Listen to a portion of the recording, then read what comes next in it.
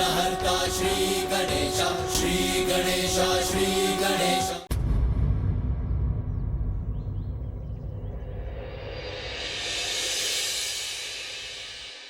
कान्हा, कहाँ जा रहे हो?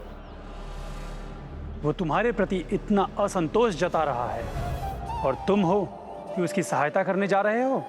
दाऊ, मन का विकार पूर्ण रूप से निकल जाए तो व्यक्ति गंगा के समान निर्मल और पवित्र हो जाता है। यदि मेरा भक्त असंतुष्ट है तो उसे संतुष्ट करना मेरा परम धर्म है।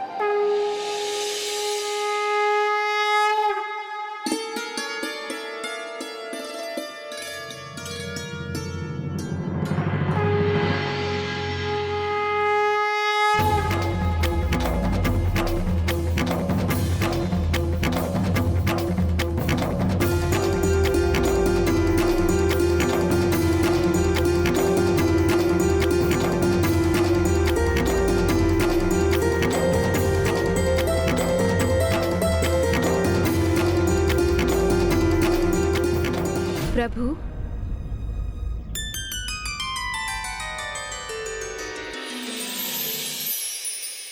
आप कहाँ जा रही हैं देवी? वहीं प्रभु जहाँ आप जा रहे हैं। किंतु मैं तो अपने भक्त माधव दास के पास जा रहा हूँ, उसे कुटिया बनाने में उसकी सहायता करने। जहाँ नारायण वहाँ लक्ष्मी, इसलिए मैं भी आपके साथ जाकर आपका कार्य करूंगी। आप चिंता मत कीजिए, मैं कार्य कर लूंगा। आपको विश्वास है प्रभु कि आप उसके लिए घर बनवा सकेंगे? कैसे विश्वास दिलाऊं आपको? उसमें कोई कठिनाई नहीं होगी। आपको कष्ट लेने की कोई आवश्यकता नहीं।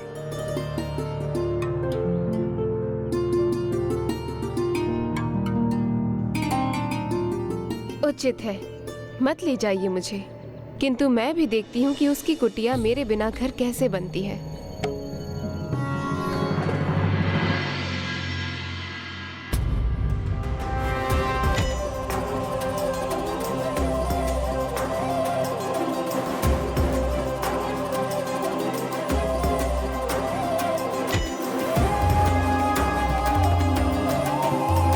यहाँ तो कोई लाभ नहीं है, थोड़ा हटकर प्रयास करता हूँ।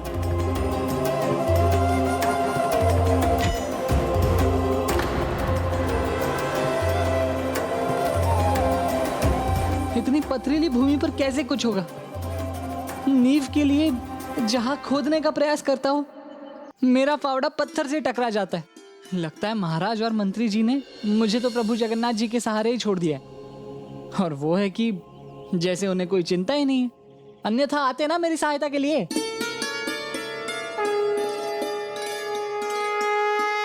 चलो भैया माधव दास, तुम अपना प्रयास करो, वहां खोद कर देखो।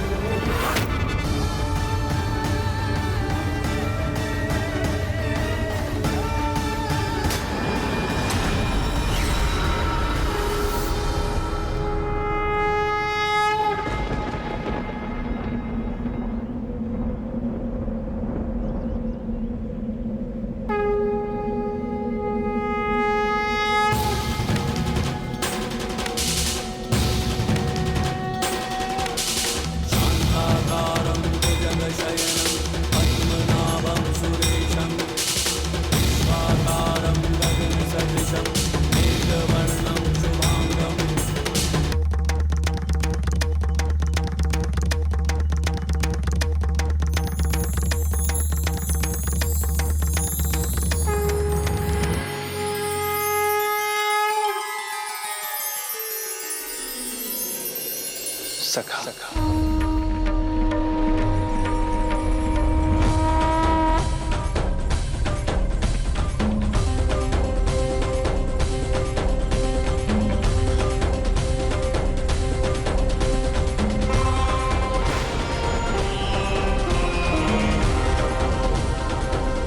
सखा,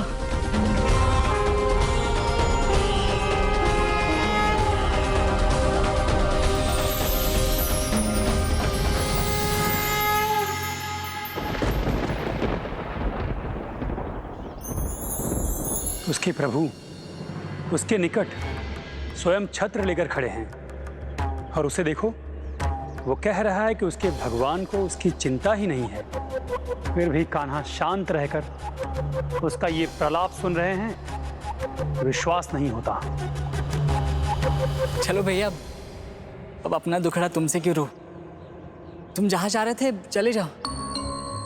इस कड़ी धूप में इस भूमि को खोदने का कार्य तो मुझे ही करना होगा। थोड़ी छांव की व्यवस्था कर लूं, अन्यथा सूर्यदेव के ताप से तो मैं पत्ते की तरह सूख जाऊंगा।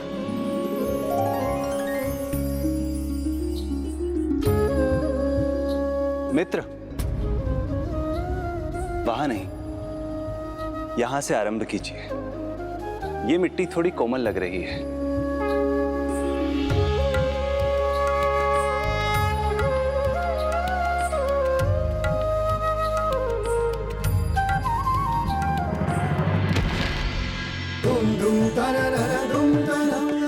उचित कहा था तुमने मित्र।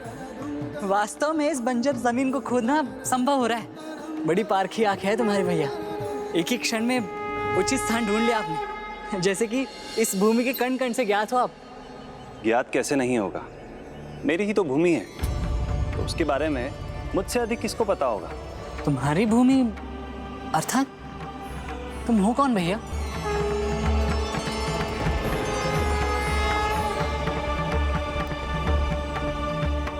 अपने ही शब्दों से पकड़े गए प्रभु। अब भैया क्या कहेंगे अपने भक्त को? बताओ ना भैया, तुम हो कौन? अपना परिचय दो। कन्हैया हूं, गो सेवकों के एक साधारण परिवार से। तो फिर ये भूमि तुम्हारी कैसे हुई? जगन्नाथ जी पुरी ही मेरा घर है, तो यहाँ की भूमि तो मेरी ही हुई ना। और पुरी का पावन धाम जितना प्रभु श्री जगन्नाथ का है, उतना ही उनके भक्तों का भी है। उनकी भूमि भले ही हो भक्तों की, किंतु प्रभु जगन्नाथ जी को अपने भक्तों की चिंता नहीं। इतना पुकारा मैंने, किंतु नहीं आए। इतनी कठिनाई में भी पड़ा, तब भी नहीं आए वो। और एक तुम हो, मेरे लिए एक अपरिचित होने पर भी सही समय पर संभाल लिया मुझे, और अब मेरे लिए ये छतरी थामे भी खड़े हो। अपरिचित कैसे? जब से तुम मुझसे मिले हो तब से कभी तुम मुझे सखा कहते हो, कभी बंधु तो कभी मित्र। तो अब तुम ही कहो, मैं तुम्हारे लिए अपरिचित कैसे हो सकता हूँ सखा? मैं तुम्हारे लिए अपरिचित कैसे हो सकता हूँ सखा? और सखा का कार्य मेरा भी कार्य है, तो ये मैं तुम्हें अकेले नहीं करने दूंगा। तो मैं तुम्हें अकेला कैसे छोड़ सकता हूँ? नहीं, इस कठोर कार्य में तुम स्वयं को झोंकने का कष्ट क्यों उठाओगे? रहने दो, मैं कर लूंगा। अच्छा, कर लोगे अकेले ही? हाँ हाँ, करना ही पड़ेगा। अब प्रभु जगन्नाथ जी कहाँ रहे मेरी सहायता के लिए? अरे किंतु मैं तो हूं ना। नहीं, रहने दीजिए भैया, हाथ छिल जाएंगे, शरीर तब जाएगा। रहने दो, मैं कर लूंगा। मित्रता निभाने में कठिनाई नहीं देखी जाती सखा। अब यही तुम्हारी इच्छा है कि एक अपरिचित मित्र की सहायता करो, तो ठीक है, मैं तुम्हें नहीं रोकूंगा। जो सरल मन वाले होते हैं उन्हें पहचानना इतना कठिन नहीं होता, इसलिए मैं तुम्हें जान चुका हूं। और जो शेष परिचय है वो तो साथ कार्य करते करते मैं प्राप्त कर ही लूंगा।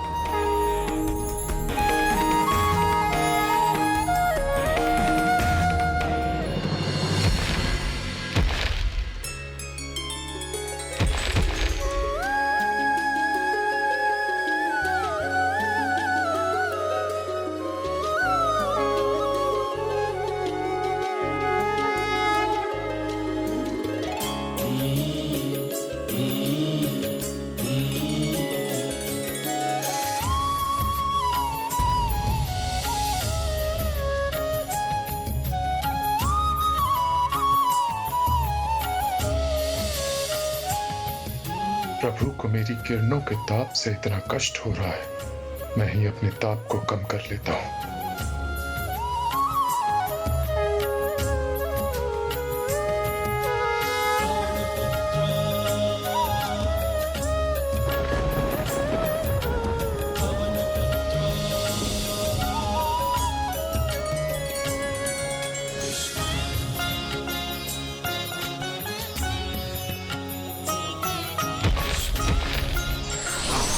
मैं अपने वायु प्रवाह से वातावरण को शीतलता से भर देता हूँ।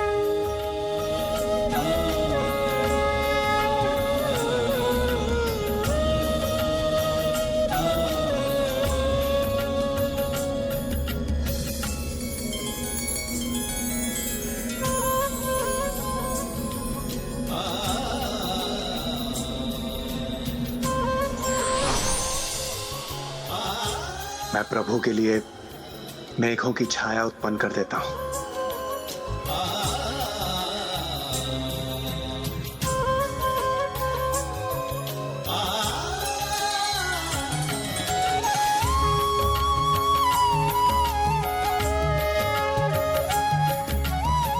देखा सखा, तुम आए और सारी कठिनाइयां सरल हो गई। वातावरण स्वतः बदल गया। अन्यथा प्रभु जगन्नाथ जी तो इतने ताप में मुझसे ये कार्य करवा रहे थे। इतने निर्दयी है वो।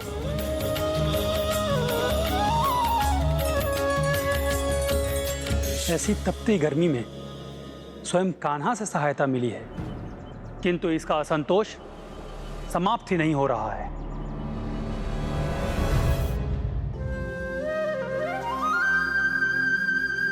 किंतु देखिए ना दाऊ, लगता है इसमें भी भैया कान्हा को आनंद आ रहा है।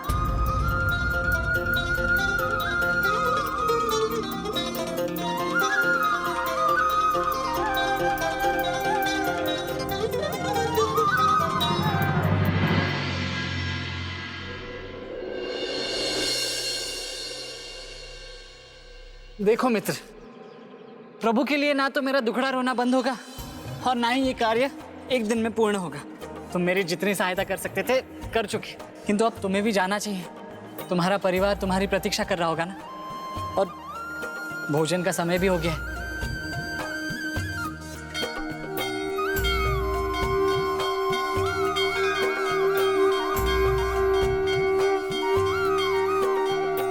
हाँ, भोजन का समय तो हो गया है, किंतु मैं ये कार्य समाप्त करके ही जाऊंगा। तो इतने परिश्रम के बाद भूख तो लगी होगी तुम्हें। भूख तो तुम्हें भी लगी होगी ना। हाँ, लगी तो है, किंतु यहाँ दूर दूर तक कोई पेड़ पौधा भी नहीं है कि उसी का फल लाकर तुम्हें दे दूं। किंतु कुछ तो करना होगा। यहाँ ऐसे तुम्हें भूखे पेट नहीं रहने दे सकता मैं।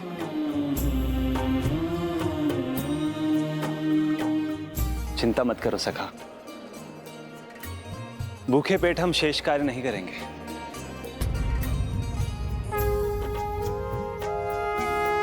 क्या तुम पोटली में भोजन लेकर चले थे? क्या भोजन लाए हो तुम सखा? महाभोग।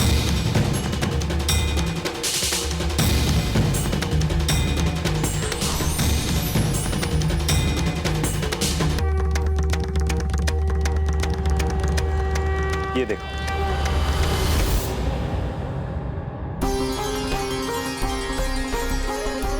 सत्य कहा है, प्रत्येक प्राणी में भगवान का वास होता है। जब से तुम यहाँ आए हो सखा, तब से मुझे भगवान के यहाँ होने का आभास हो रहा है।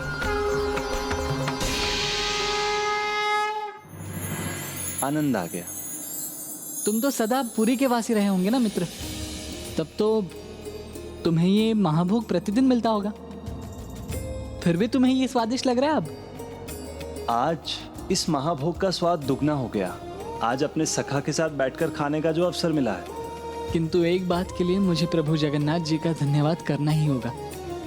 उनके ही कारण मुझे तुम्हारी मित्रता प्राप्त हुई है। उन्हीं का धन्यवाद भी करते हो और उन्हीं की शिकायत भी करते हो। क्यों ना करूं? हमारा आनंद देखकर कदाचित उन्हें भी ज्ञात हो जाएगा कि सखा क्या होता है। मित्रता का अर्थ ही होता है समय पर एक दूसरे की सहायता करना। और उन्हें देखो, सहायता तो दूर की बात, एक बार देखने तक नहीं आए वो इस भक्त सखा को। बस अब ये धृष्टता की सारी सीमाएं पार कर चुका है।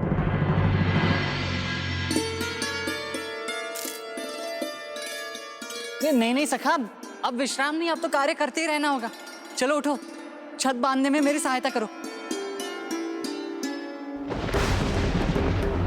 भगवान को आदेश भी देने लगा है। ये इतना अपमान मेरे कान्हा का, लगता है अब मुझे ही जाकर समझाना होगा इस माधव दास को।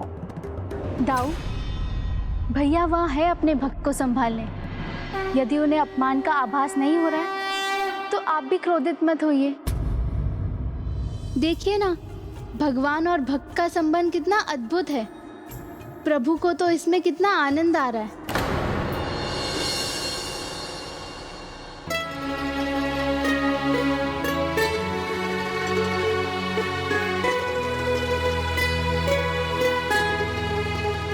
सखा, सूर्यास्त हो रहा है, शीघ्र ही रात भी हो जाएगी। तुम्हें घर नहीं जाना? घर में परिवार वाले प्रतीक्षा कर रहे होंगे। कोई तो होगा तुम्हारे परिवार में। हाँ हाँ, है ना, भरा पूरा परिवार है और वो सब मुझसे बहुत स्नेह करते हैं। बड़े भैया हैं, छोटी बहन है और मेरी प्रिय अर्धांगिनी भी तो है। प्रभु जगन्नाथ जी के समान ही बड़े भाई, छोटी बहन तो उनकी भी है। अवसर मिलने पर मुझे भी उनसे मिलने में बड़ा आनंद आएगा। भेंट तो तुम कर चुके हो।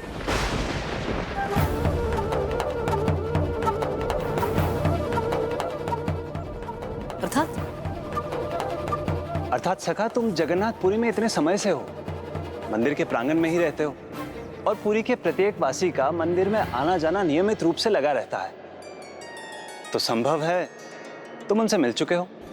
अच्छा, वैसे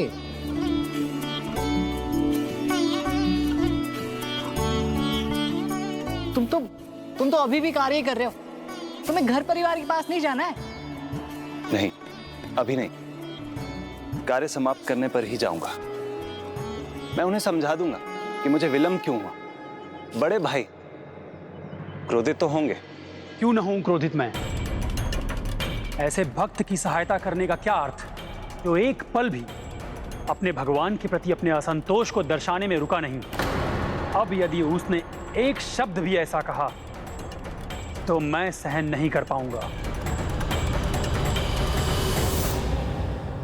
इस प्रकार तनिक भी विश्राम किए बिना प्रभु भक्त माधव दास की सहायता करते रहे।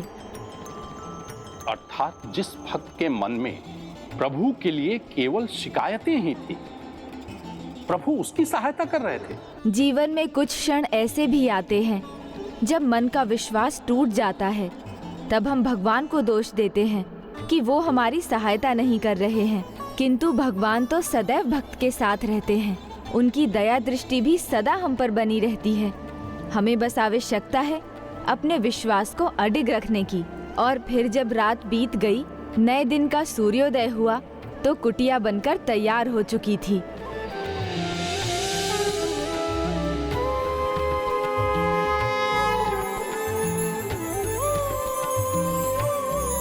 लो सखा, कुटिया अब तैयार है।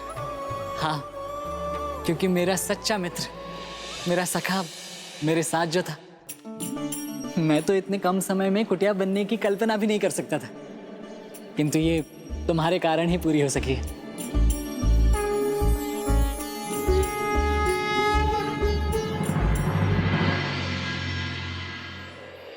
लगता है अब ये प्रसन्न है और अब तो अपने क्रोध से ये मुक्त हो गया। बहुत समय से मुझे लेकर कुछ नहीं कहा इसने। किंतु सखा, अब तुम ही बताओ, बिना सामने आए, बिना हाथ बढ़ाए कोई किसी की सहायता भला कैसे कर सकता है? और उन्हें कौन समझाए, कैसे समझाए? जिनके कान ही नहीं है वो भला मेरी बात क्या सुनेंगे? बस बहुत सुन चुका हूं मैं। अब मैं स्वयं को नहीं रोक सकता। दाऊ,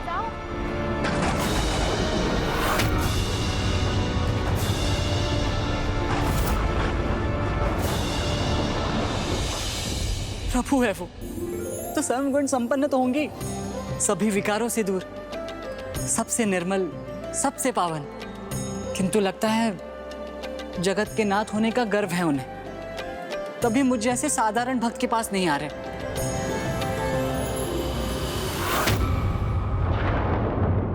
कन्हैया,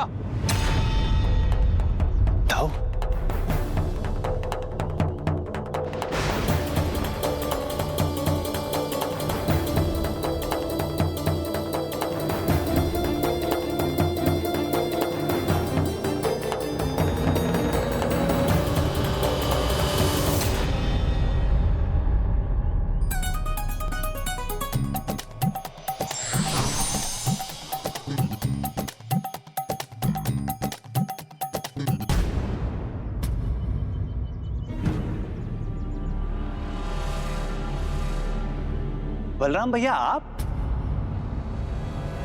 भैया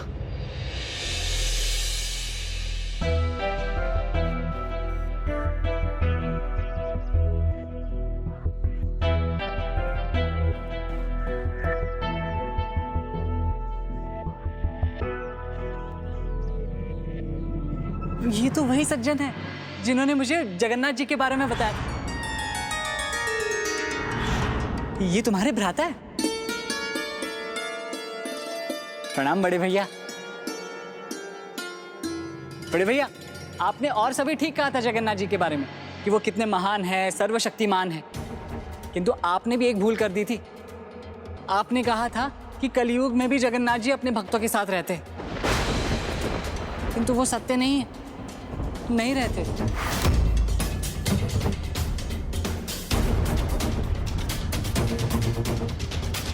भैया उचित कहा ना सखाने। देखिए ना, इतने दिनों से प्रभु श्री जगन्नाथ की प्रतीक्षा में था, लेकिन वो है कि उन्होंने अभी तक इसे दर्शन ही नहीं दिए। अरे इसका हाथ तक नहीं थामा।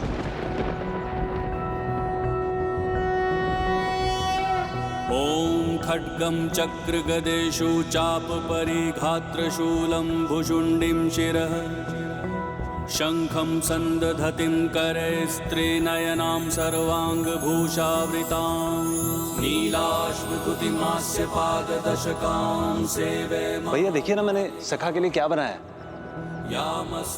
कैसा लगा आपको? हाँ हाँ बड़े भैया, बताइए ना कैसी बनी है कुटिया? सत्य सुनना चाहते हो तुम? तो सुनो, तुम्हारी ये कुटिया तो अत्यंत सुंदर बनी है, किंतु एक कमी रह गई है। पर भैया कैसी कमी? कुटिया तो बन गई है, किंतु घर नहीं। जिस प्रकार मनुष्य का शरीर आत्मा बिन अधूरा है, ठीक वैसे ही तुम्हारी ये कुटिया अभी अधूरी है। तो बताइए ना बड़े भैया, इस कुटिया को घर कैसे बनाए? कोई भी भवन घर कैसे बनता है माधव, ये तो तुमको ज्ञात ही होगा। गृहिणी से।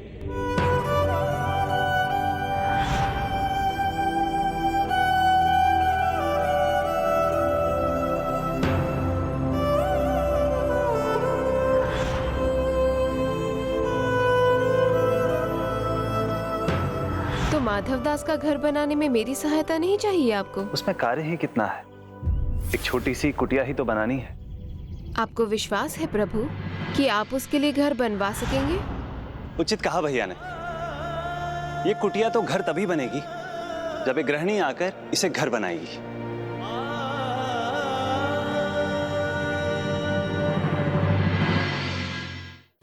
नहीं नहीं, मेरा विवाह हो चुका है, मेरी पत्नी दिवंगत है,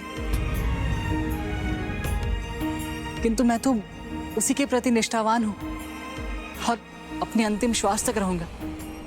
मैंने तो उसी से प्रेम किया और उसी की प्रेरणा से मैं यहाँ आया हूँ जगन्नाथ जी की शरण में, उनकी सेवा करने।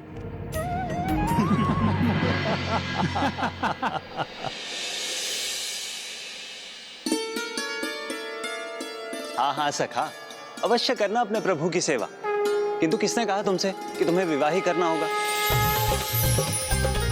तुम्हारी भक्ति ही इस बात का प्रमाण है कि तुम्हारा प्रेम भी अटूट है, इसलिए तुम्हें चिंता करने की कोई आवश्यकता नहीं है। अभी बड़े भैया ने तो कहा गृहिणी के बारे में, किंतु अब क्या करेंगे हम? इस कुटिया को घर कैसे बनाएंगे? चिंता मत करो, इस कार्य में मेरी पत्नी हमारा साथ देगी। मैंने तो पहले ही कहा था, कुछ कार्य गृहिणी के बिना अधूरे ही रहते हैं।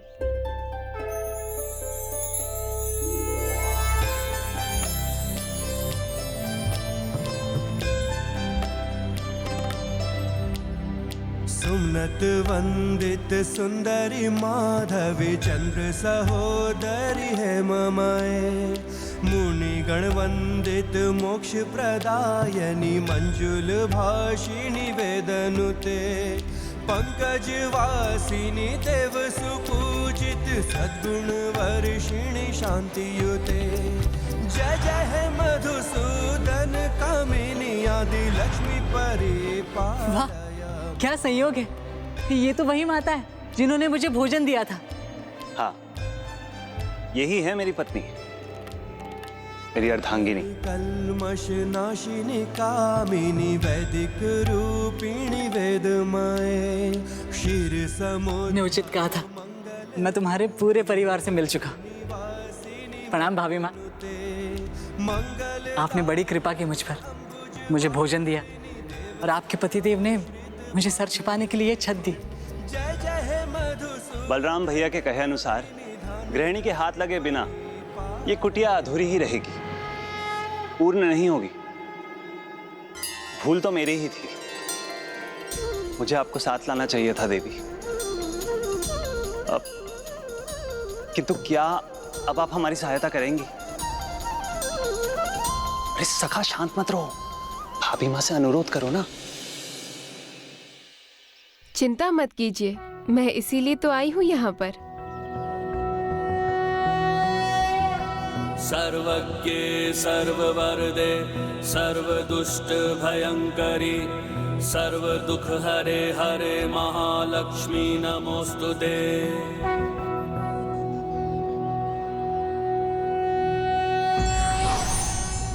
हम सब कुछ भगवान से चाहते हैं, लेकिन कोई ये नहीं सोचता कि भगवान हमसे क्या चाहते हैं। वे तो केवल भावनाओं के भूखे हैं।